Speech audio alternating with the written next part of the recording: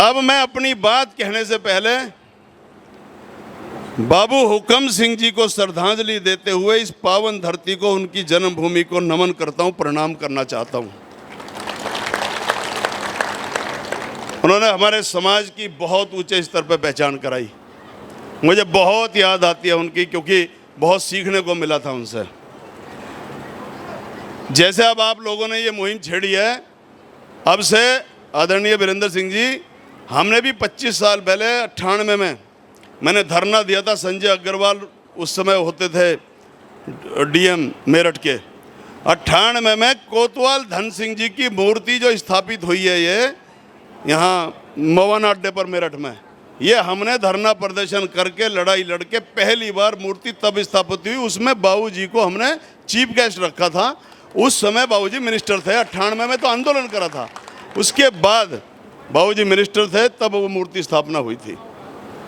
और मेरे आग्रह पर मैं पथिक जी के द्वार का वहाँ प्रतिमा लगवा रहा था, अब से 28 साल 27 साल पहले बुलंदशहर में।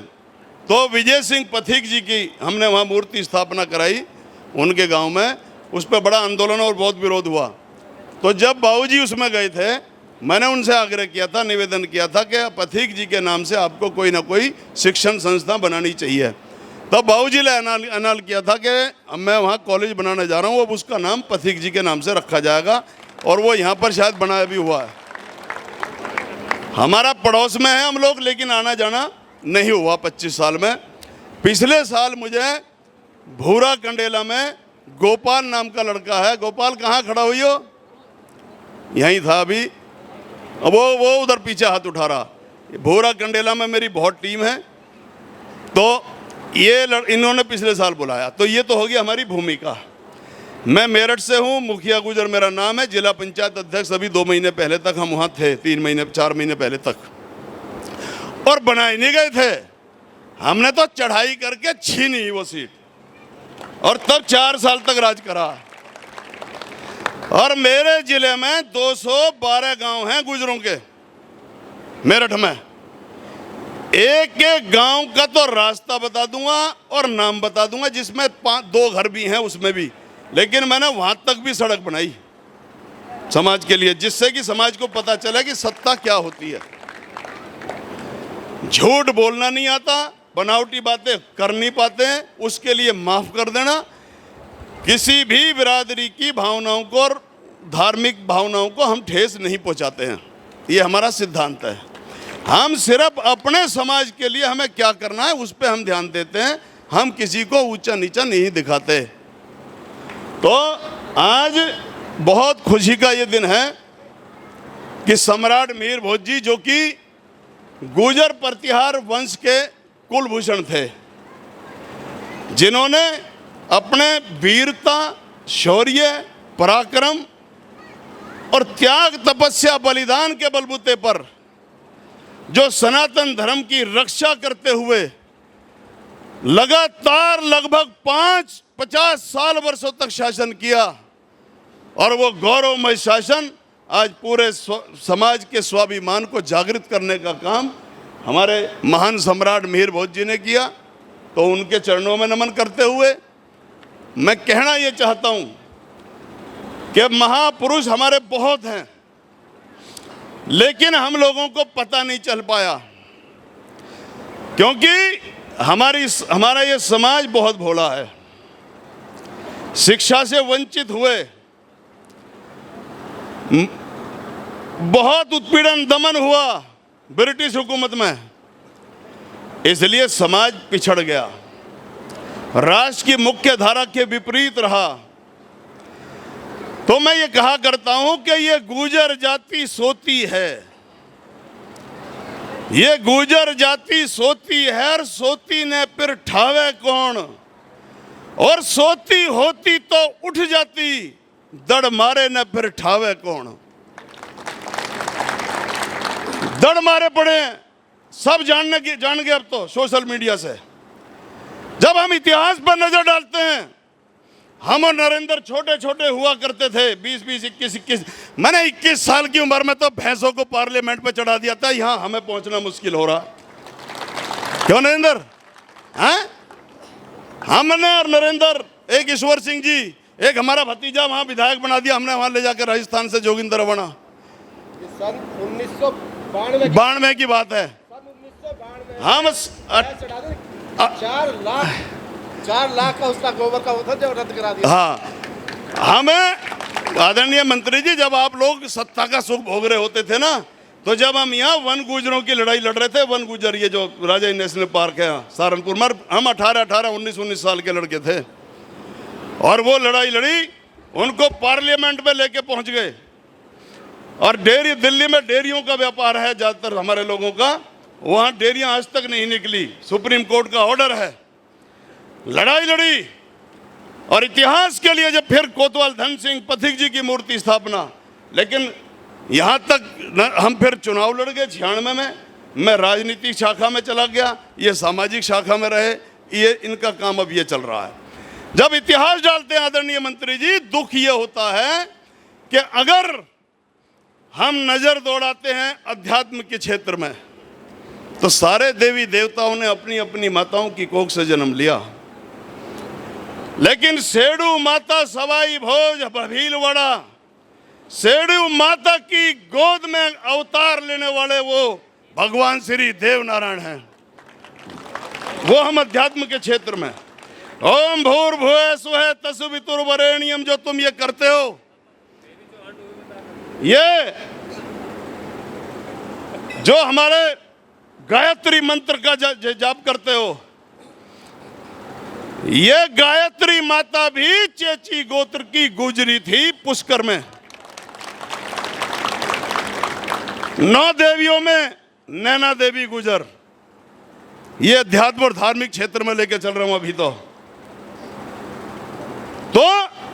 इस तरीके से भगवान श्री कृष्ण जी की बंसी जब तक नहीं बज सकती, जब तक किसी के घर में कृष्ण जी के बराबर में राधा गुजरी का तस्वीर नहीं लग जाएगी। और भगवान कृष्ण जी को लालन पालन करने वाले यशोदा और नंद बाबा भी गुजर थे, और वो हिंदुओं की रक्षा करने के लिए देश में गुरु गोविंद सिंह जी ने भी गुजरी माता का दूध पिया था। और शहीदी जत्था बनाया जो अमृत चखाकर, उन 5 प्यारों में भी जो 5 प्यारे थे, उनमें से एक नीरज खड़ा हो जियो, ये नीरज नागर सैदपुर से लेकर के आए हैं वहीं से, ये वहाँ हमारा बीडीसी सदस्य है और जिला पंचायत का प्रतिनिधि रहा है, 4 साल इसने जिला पंचायत चलाई। बैठ जा। ये भाई धर्म सिंह जी जो 5 प्यारे थे, उनका ये वंशज है। ये अध्यात्म के क्षेत्र में और आज विरोध हो रहा है।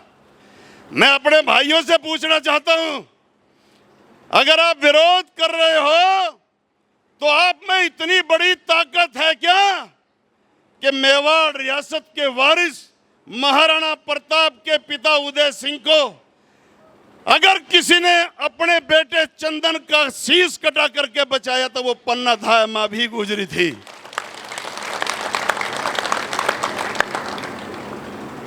इस देश में क्रांति की जोत जली 1857 में, तो वो कोतवाल धन सिंह कोतवाल थे जिन्होंने 839 कैदियों को मेरठ की जेल तोड़कर रिहा करा के और इस देश की क्रांति की जोत जलाने का काम किया।